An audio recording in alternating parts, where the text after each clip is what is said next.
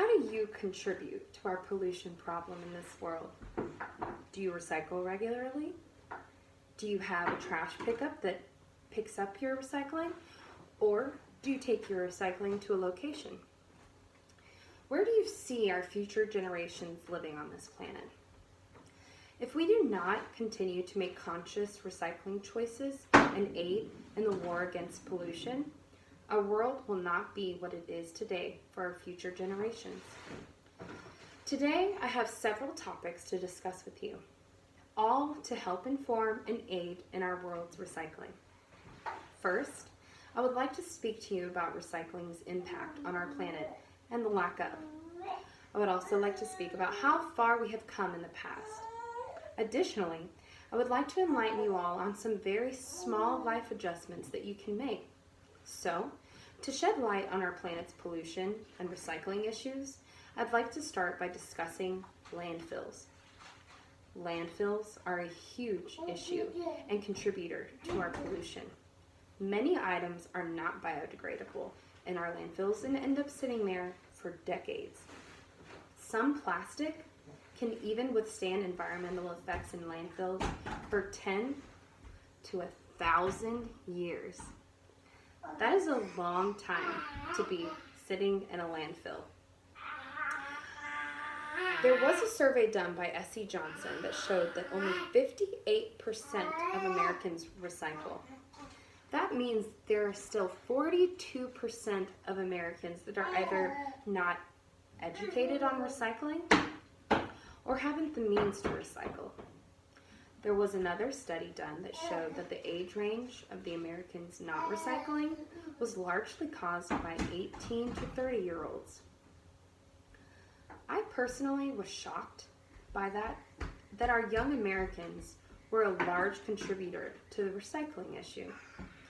I hope to enlighten some of our younger crowds and others to help bridge that gap in those numbers of non-recyclers. I would also like to talk about recycling from past to present, and this is a positive aspect of recycling. Since 1960, our recycling efforts have improved over 400%. Recycling has come so far in the past 50 years, but we are still not there yet.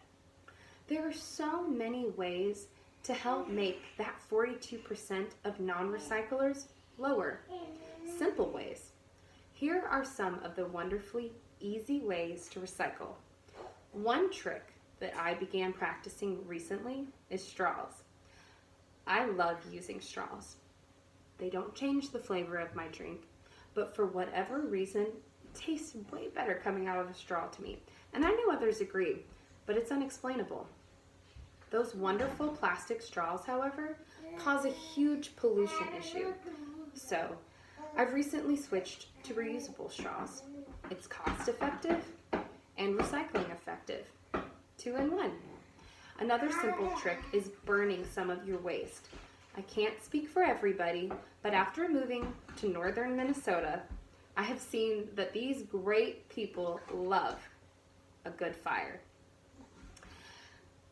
I mean, you can use recycling, you can help recycling efforts by burning that old mail or burn the Amazon box that arrived last week. It's a great way to start and keep a fire going. And they are also great ways to recycle. Rechargeable batteries are another wonderful trick to help recycling. You can save money and have the convenience of always having your batteries around. Reusable coffee cups you get from the cafe. Take that Starbucks cup that you got from Susan yesterday. Use it again today. Use it again tomorrow. Use it Thursday. Or even better, get your own reusable cup. Personalize it, monogram it, do whatever you want to do to it. But using a cup for your coffee and reusing it is a great way to help recycling. I really hope what I have spoken to you about today will make an impact on you. I want you to be able to go home and look around and remember there are easy, simple ways that you can recycle with little effort. It's something so easy, but it can make a huge impact on our environment. I know that some of you may already be aware of these recycling tips, but I hope it will encourage you to spread the word and become a recycling advocate as well. Thank you for listening and taking the time out of your day to hear about recycling.